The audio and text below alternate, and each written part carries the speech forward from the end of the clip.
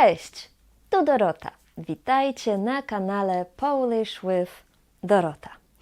Dzisiaj mam dla Was następną lekcję, gdzie będę poprawiać Wasze błędy z komentarzy. Dziękuję Wam za wszystkie komentarze. Pamiętajcie, że ja wszystkie komentarze czytam i staram się też na wszystkie odpowiadać. Oczywiście też poprawiać błędy. Dzisiaj będę poprawiać 3 komentarze, w których są takie typowe błędy. Ale pamiętajcie, że nawet jeśli robicie błędy, kiedy mówicie, kiedy piszecie, to jest naturalny element procesu uczenia się. Kiedy ja mówię po albańsku, to ja wiem, że ja robię dużo błędów i niestety czasami jest mi bardzo wstyd, kiedy też zapominam, ojej, tu powinien być biernik, a tutaj dopełniacz, ale jesteśmy tylko ludźmi. Pamiętajcie, nie ma innego sposobu, żeby się nauczyć, jak po prostu mówić, pisać i uczyć się na swoich błędach. A jeśli chcecie lepiej mówić po polsku, to zapiszcie się na kursy do mojej szkoły online. W mojej szkole mamy kursy na różnych poziomach i kursy odbywają się też w różnych godzinach. Są kursy po południu, wieczorem, rano, są też kursy w weekendy.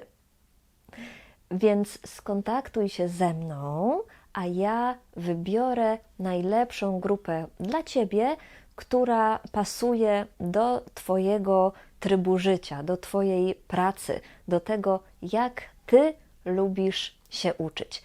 Link jest w opisie filmu. Dobrze, zaczynamy. Pierwszy komentarz, o którym chcę mówić dzisiaj, to jest ten komentarz. Tam jest mały błąd, bo powinien ten komentarz wyglądać tak. Uwielbiam Twój kanał. Dziękuję bardzo, bardzo mi miło. Ale dlaczego? Bo po słowie uwielbiam, po czasowniku uwielbiać mamy strukturę gramatyczną, która nazywa się biernik. I w tej strukturze gramatycznej mamy specjalne reguły. Mam o tym cały filmik, proszę sprawdźcie go, ale tak szybko powiem, dlaczego tutaj musi być kanał. Bo forma kanał to jest forma mianownika, ale też jest to forma biernika. Jeśli mamy słowo, które jest rodzaju męskiego i jest to tak zwany rzeczownik nieżywotny, to forma biernika jest taka sama jak forma mianownika.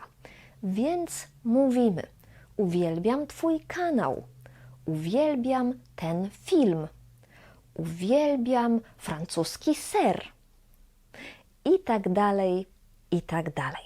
A forma kanale, ta forma istnieje, tak, ale jest to forma miejscownika. To znaczy używamy jej we frazach na przykład na Twoim kanale, na moim kanale, na tym kanale, o tym kanale.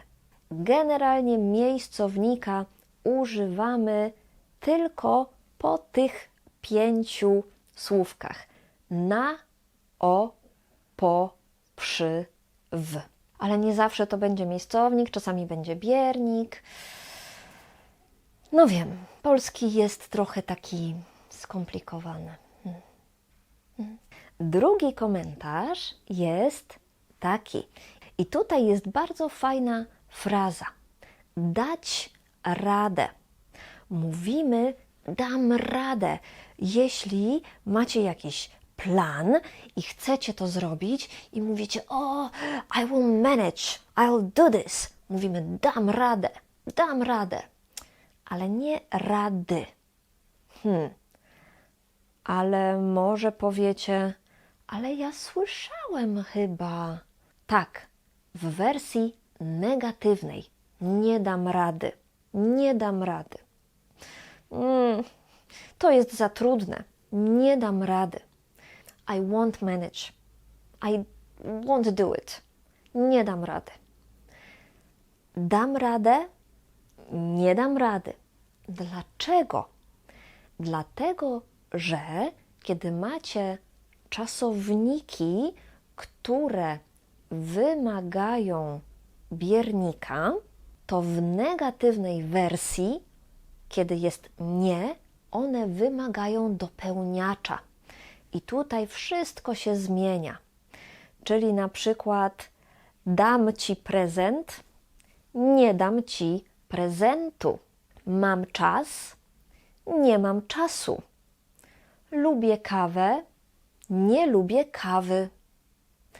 I tak dalej, i tak dalej. Ale tutaj najważniejsze jest to, żebyście zapamiętali te dwie frazy. Dam radę i nie dam rady. Niestety nie dam rady. Ta druga fraza jest bardzo przydatna, jeśli chcecie powiedzieć, że no niestety nie mogę tego zrobić. Na przykład nie dam rady się z Tobą dzisiaj spotkać, mam za dużo pracy. Albo nie dam rady tego zjeść, ta pizza jest za duża. A jeśli komuś chcecie powiedzieć, you can do it, you will manage. Jak to powiedzieć? Dasz radę. Albo, no co, ty nie dasz rady? Na pewno dasz radę. Te dwa przykłady, te dwa komentarze pokazywały problemy z przypadkami, z końcówkami, czyli kiedy biernik, kiedy dopełniacz, kiedy i tak dalej, i tak dalej. A trzeci komentarz dzisiaj jest inny. Ten komentarz wygląda tak. Gdzie tutaj jest błąd? Nie możemy powiedzieć dużo spodobało się, musimy powiedzieć bardzo spodobało mi się. Dlaczego? Mam o tym też oczywiście lekcję. To jest jedna z moich pierwszych lekcji o różnicy między dużo i bardzo. Link jest w opisie, ale pamiętajcie, że kiedy mówicie dużo, to zawsze w głowie mamy ile? Ile? 1, 2, 3, 100 zł, 2 kilo, coś takiego. A jeśli mamy intensywność, to mówimy bardzo. Bardzo mi się podoba. I tak naprawdę to zdanie powinno wyglądać tak. Bardzo podobało mi się słuchanie tej historii.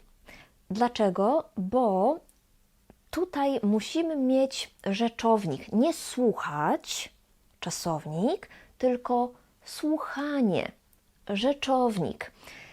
To działa trochę inaczej niż po angielsku. No i co? No oczywiście mam też lekcję o tym, jak używać czasownika podobać się. Link jest w opisie, więc tutaj powinno być podobało mi się słuchanie tej historii. A dlaczego nie spodobało mi się? Podobało mi się to jest czasownik w aspekcie niedokonanym. Spodobało mi się to jest czasownik w aspekcie dokonanym. Tutaj ta osoba napisała, że kiedy słuchała tej historii, bo to była ta lekcja. Short story, krótka historia w języku polskim. Kiedy ta osoba słuchała tej historii, to było dla niej ciekawe. I ta osoba akcentuje proces, a kiedy mówimy o procesie, to używamy aspektu niedokonanego. Jeśli nie rozumiecie dokładnie jeszcze ten aspekt dokonany, niedokonany, o co chodzi, no to wiecie, jaka jest odpowiedź. Mam też lekcję na ten temat i moim zdaniem ta lekcja pokaże Wam bardzo dużo. To jest 17 minut, ale tam jest mnóstwo, to znaczy bardzo dużo informacji o wszystkich polskich czasach, o tym, jak to działa, robić, zrobić, czytać, przeczytać i tak dalej. Wszystkie linki są w opisie tego filmu, więc jeśli jesteście ciekawi, to proszę iść do opisu i otworzyć wszystkie linki i oglądać moje lekcje. Będziecie wtedy wiedzieć, dlaczego te komentarze mają błędy.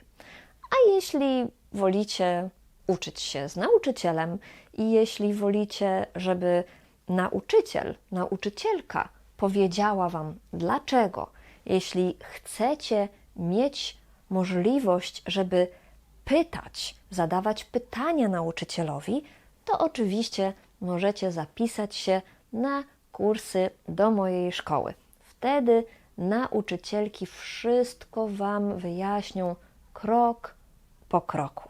A jeśli macie jakieś pytania, piszcie w komentarzach, a ja postaram się na wszystkie komentarze odpowiedzieć. Dziękuję Wam za oglądanie i do zobaczenia w następnych lekcjach. Pa!